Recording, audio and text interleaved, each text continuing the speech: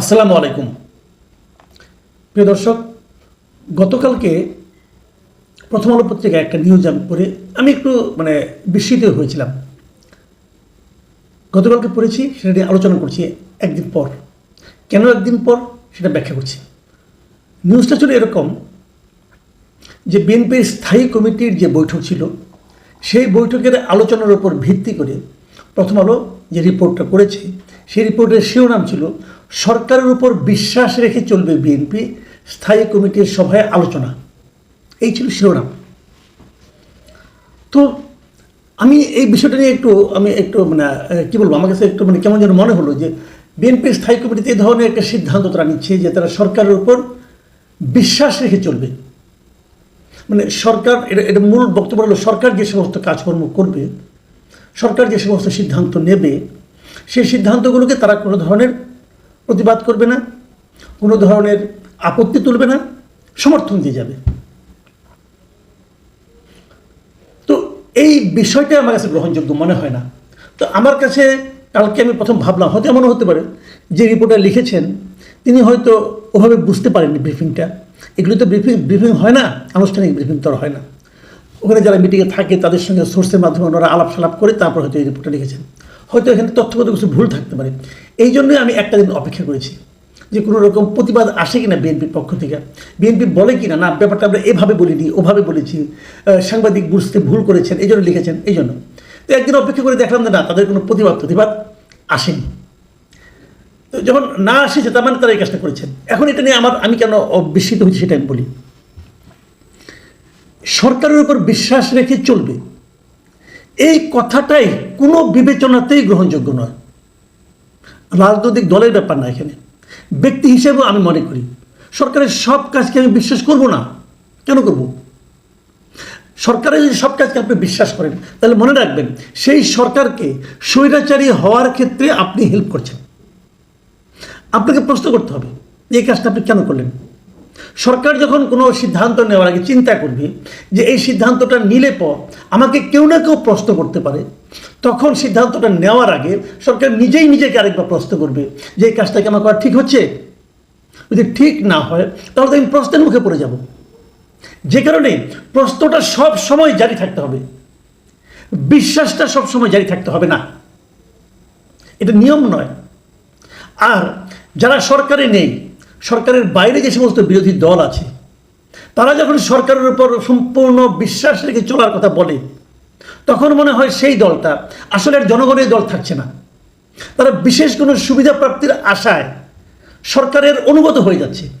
যেমনটা আমরা আওয়ামী লীগ আমলে দেখেছিলাম জাতীয় পার্টিকে, তারা সরকারের অনুগত বিরোধী দল ছিল। দেশে একটা বিস্ময়কর, আমার বিবেচনায় খুবই বিস্ময়কর একটা রাজনৈতিক আবহাওয়া এখন বিরাজ করছে। এখানে কোনো বিরোধী দল নেই, সবাই সরকারি দল হয়ে গেছে। হতে আমার কোনো আপত্তি নাই যদি সরকারের সব কাজকে আমরা মনে করতে পারতাম যে সাধারণ মানুষের জন্য, সকল মানুষের জন্য তারা কাজ করছেন। এই বিএনপির সঙ্গে সরকারের এই মুহূর্তে চলমান একটা বিরাট বিরোধ দেখা যাচ্ছে। সেটা হলো ঢাকা দক্ষিণ সিটি কর্পোরেশন যে আছে তার মেয়র নিয়ে। আদালত ইশরাক হোসেনকে, বিএনপি প্রার্থী ছিলেন উনি, ইশরাক হোসেনকে মেয়র নির্বাচিত ঘোষণা করেছেন। আদালতের ঘোষণার প্রেক্ষিতে নির্বাচন কমিশন গ্যাজেট দিয়েছেন, গ্যাজেট প্রকাশ করেছেন। তারপরে এটা নিয়ে রিট করা হলে উচ্চ আদালত থেকে ইশরাক হোসেনের পক্ষে রায় দেওয়া হয়েছে, বলেছে রিট বাতিল করা হয়েছে, তাকে গ্যাজেট অনুযায়ী তাকে শপথ পড়ানো হোক, এমন কথা বলা হয়েছে। তারপরেও সেই শপথটা কিন্তু সরকার পড়ায়নি। ইশরাককে আইনানুগভাবে মেয়র পদে তারা বসতে দেয়নি, আমি এভাবে বলবো। এবং কেবল দেয়নি নয়, স্থানীয় সরকার মন্ত্রণালয়ের যিনি উপদেষ্টা আসিফ মাহমুদ, তিনি আজকে দাবিও করেছেন, রীতিমতো উনি বলেছেন ইশরাক হোসেন এখন যা করছেন সেটা ক্রিমিনাল অফেন্স, তিনি আইন লঙ্ঘন করছেন। উনি যে নিজে আইন ভাঙলেন, উনি যে নিজে উচ্চ আদালতের রায়কে লঙ্ঘন করলেন, রায়কে পালন করলেন না, সেটা নিয়ে কোনো কথা নাই। ইশরাক হোসেন নাকি ক্রিমিনাল অফেন্স করছে। যে সরকারের একজন উপদেষ্টা বিএনপির একজন কেন্দ্রীয় নেতাকে ক্রিমিনাল অফেন্স করেছে বলে অভিযুক্ত করছে, সেই সরকারকে বিশ্বাস রেখে চলার জন্য বিএনপি তার সর্বোচ্চ বডিতে বসে সিদ্ধান্ত নিয়েছে যে আমরা তাদেরকে বিশ্বাস করে চলব। কেমন রাজনীতি হচ্ছে এটা আমি বুঝি না। বিএনপির এই পরিবর্তনটা কেন? কারণ বিএনপির যে শীর্ষ নেতা আছেন, ভারপ্রাপ্ত চেয়ারম্যান, তার সঙ্গে লন্ডনে 13 তারিখে যে বৈঠকটা হয়েছে সরকার প্রধানের ডক্টর মোহাম্মদ ইউনূসের, সেখানে তারা একটা জায়গায় উপনীত হতে পেরেছে যে ফেব্রুয়ারির আগে, ফেব্রুয়ারিতে রমজান হবে, সেই রমজানের আগের সপ্তাহেও নির্বাচন হতে পারে। এই কথাতে বিএনপি এতই খুশি হয়েছে যে এখন তার সরকারের উপর বিশ্বাস রেখে চলার জন্য সিদ্ধান্ত নিয়েছে। ফেব্রুয়ারিতে কি নির্বাচন হবে? আপনি 10 জন লোককে জিজ্ঞাসা করে দেখেন মানুষের কি অভিমত, মানুষ কি মনে করে। মানুষ মনে করে ফেব্রুয়ারিতে নির্বাচন হবে না, কিন্তু দেখেন ফেব্রুয়ারির নামটা উচ্চারণ হয়েছে, রমজানের আগের সপ্তাহের কথাটা বলা হয়েছে, উচ্চারিত হয়েছে, তো হওয়ারই তো সম্ভাবনা বেশি, তাই নয় কি? তো মানুষ কেন বিশ্বাস করে না? ভাবুন তো কেন বিশ্বাস করে না? মানুষ বিশ্বাস করে না এই কারণে যে মানুষ আসলে এখন আর এই সরকারের কোনো কথার উপরে বিশ্বাস করে না। মানুষ এই সরকারের নানা ধরনের সীমাবদ্ধতা, এই সরকারের নানা ধরনের মিথ্যাচারের সঙ্গে পরিচিত হয়ে গেছে। মানুষের এক ধরনের আস্থাহীনতা ডক্টর ইউনূস সরকারের উপর চলে এসেছে, যে কারণে তারা এই কথা বলার পরেও তারা বিশ্বাস করে না। আরও একটা কারণ আছে, যে যৌথ বিবৃতি দেওয়া হয়েছিল সেখানে স্পষ্ট করে বলা হয় নাই যে ফেব্রুয়ারিতে নির্বাচন হবে, বলা হয় নাই, বলা হয়েছে করা যেতে পারে। এই সমস্ত শব্দের চাতুর্য সাধারণ মানুষ পছন্দ করে না, মানুষ সরাসরি কথা শুনতে চায়। সরকারের সঙ্গে যে বিরোধগুলি হয়েছে, এখন যদি সরকার বলে, এই যে বিএনপি স্থায়ী কমিটির মিটিংয়ের সভাটাতে বলা হলো, এখন যদি সরকার কালকে বলে যে আমরা চট্টগ্রামের যে পোর্টের যে টার্মিনালটা আছে সেই টার্মিনালটা আমরা বিদেশি একটা কোম্পানিকে লিজ দিব, তাহলে বিএনপি কী করবে? বিশ্বাস রেখে চলবে? সরকারের কথা বিশ্বাস করে বলবে ঠিক আছে দেন বলবে? কেন দিবেন? আপনি যে এই কোম্পানিটাকে দিচ্ছেন, আমি দেখলাম এই সরকারের প্রধান উপদেষ্টা প্রেস সেক্রেটারি বিভিন্ন জায়গায় বললেন যে উনি দেখে এসেছেন বিশাল কোম্পানি, এই কোম্পানিকে দেওয়া যায়। ভাই আপনি যত বিশাল, আপনি যে কথা বলছেন না, শুনে মনে হয় কি ওই কোম্পানির মধ্যে উনি লোকাল এজেন্ট, যে এত বড় কোম্পানি। ভাই ওই কোম্পানিটা যে আমার জন্য বেস্ট, এটা আপনি কীভাবে বিবেচনা করলেন? আপনার কাছে মনে হয়েছে, অথবা ডক্টর ইউনূসের কাছে মনে হয়েছে।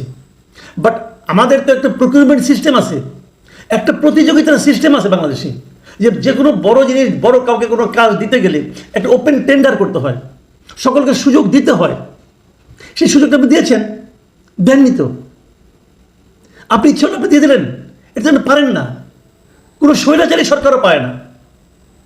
তো সেরকম কাজ যদি এখন তারা বাস্তবায়ন করতে যায়, তো বিএনপিকে সরকারের বিশ্বাস রেখে চলবে?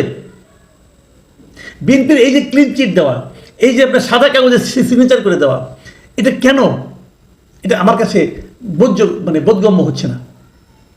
সাধারণ মানুষ কি চাচ্ছে? এই জিনিসটাকে বিএনপির কাছে বেশি জরুরি, নাকি এই সরকারকে নিঃশর্তভাবে সমর্থন দেওয়াটা জরুরি?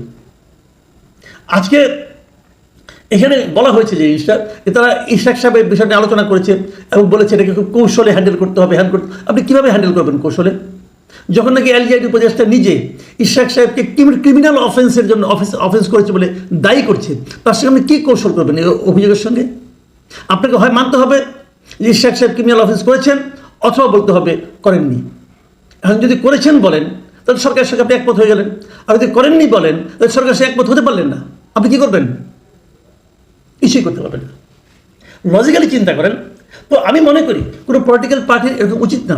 যদিও এই মিটিংয়ে একজন দায়িত্বশীল সরকারের একজন বিএনপির দায়িত্বশীল একজন ব্যক্তির স্থায়ী কমিটির একজন সদস্যকে উদ্ধৃত করে, নামটা বলেন, প্রথম আলো লিখেছেন যে অবিশ্বাস করে ঠকার চেয়ে বিশ্বাস করে ঠকা শ্রেয়।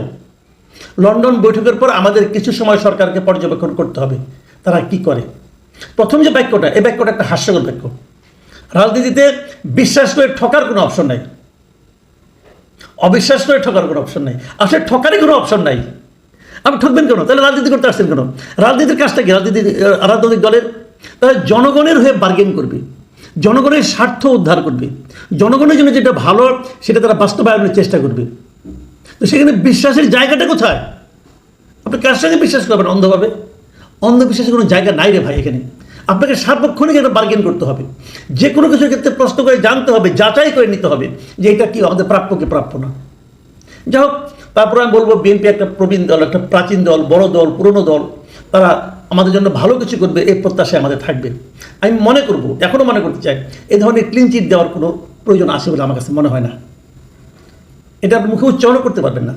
আপনাকে সবসময় সরকারকে প্রশ্নের মুখে রাখতে হবে, যাতে নাকি সরকার নিজে থেকে কোনো ভুল না করে, অথবা সরকার যেন স্বেচ্ছাচারী হয়ে না ওঠে, যেমনটি ওনারা এলজিআইডি উপদেষ্টা হয়ে উঠেছেন। উনি একজন ইশরাক সাহেবের মতো পলিটিক্যাল লিডারকে বলছেন তিনি নাকি ক্রিমিনাল অফেন্স করেছেন। উনি যে ইশরাক সাহেব যে কাজটা করছেন সেই কাজটার পেছনে ওনার যে বেআইনি সিদ্ধান্তগুলো আছে, বেআইনি কর্মকাণ্ডগুলো আছে, সেগুলোর দিকে না তাকিয়ে উনি এখন এটাকে বলছেন, এটা ঠিক না। প্রিয় দর্শক, এখন এই পর্যন্তই। আল্লাহ হাফিজ।